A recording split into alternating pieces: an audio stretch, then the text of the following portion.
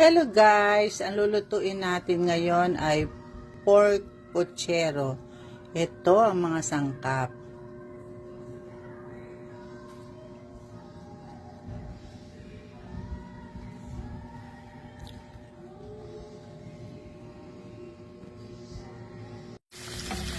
Yan guys, ginigisa ko na bawang sibuyas, kamatis.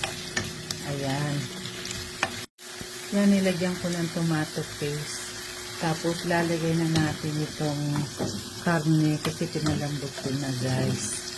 Para madali. Yan, i-mix natin. Tapos, lalagay natin yung tomato sauce. Yan, dilagay na natin yung saging at patatas.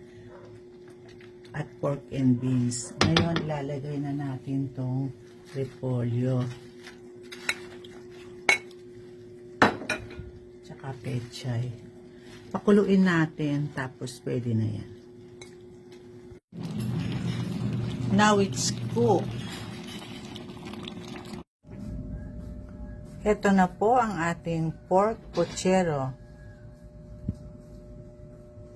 Thank you for watching.